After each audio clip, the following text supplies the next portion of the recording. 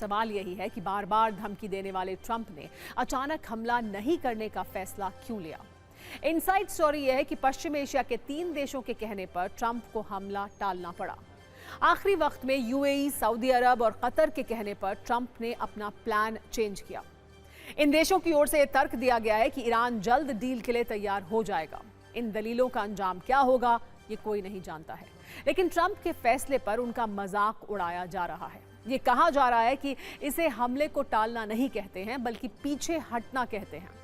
अरब के देश जहां अमेरिका बेस है वहां ईरान की मिसाइल और ड्रोन शक्ति से डरते हैं। इसके अलावा ट्रंप ने भी ये कहा है कि ईरान का नया प्रस्ताव कमजोर है, लेकिन बातचीत की गुंजाइश अभी खत्म नहीं हुई है। अमेरिका की इस सॉफ्ट नीति के बीच ईरान के तेवर तल्ख हैं।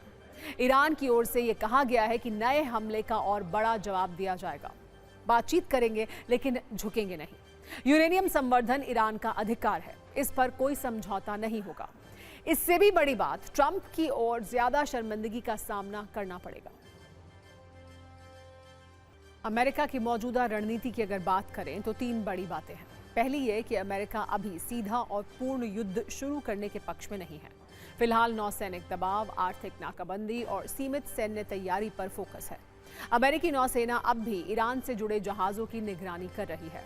वहीं दूसरी ओर हॉर्मुज स्ट्रेट के आसपास IRGC ने नेवी तैनाती को बढ़ाया है। ड्रोन, मिसाइल और तेज हमला करने वाली छोटी नौकाओं की गतिविधि बढ़ाई है।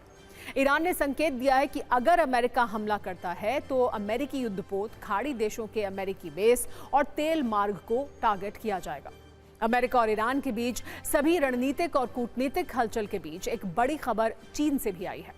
ट्रंप के बाद अब शी जिनपिंग पुतिन से मिलने वाले हैं। इसका काउंटडाउन शुरू हो चुका है। सवाल यह है कि इसके मायने क्या हैं? क्या ये ट्रंप के लिए कूटनीतिक झटका है? क्योंकि ईरान पर चीन के साथ ट्रंप की कोई भी सकारात्मक बात नहीं हुई, ना ही कोई समाधान निकला। आपको सिर्फ 40 सेकंड में इस मुलाकात के संकेतों और संदेशों को आइए समझाते हैं। रूस के राष्ट्रपति पुतिन चीन के 2 दिन के दौरे पर हैं। बीजिंग में शी जिनपिंग के साथ बैठक होगी। जिनपिंग के साथ कई मुद्दों पर बात होगी। चीन के साथ कई समझौते हो सकते हैं।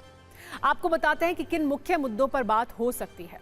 ईरान अमेरिका तनाव, परमाणु समझौता, रूस यूक्रेन जंग, ताइवान से तनाव, सुरक्षा और सैन्य सहयोग, व्यापार और आर्थिक सहयोग पर बात हो सकती है। बड़ी बात यह है कि 2013 से अब तक 40 से ज्यादा बार जिनपिंग और पुतिन में मुलाकात हो चुकी है। ये दोस्ती अमेरिका के लिए क्या मायने रखती है, ये बड़ा सवाल है।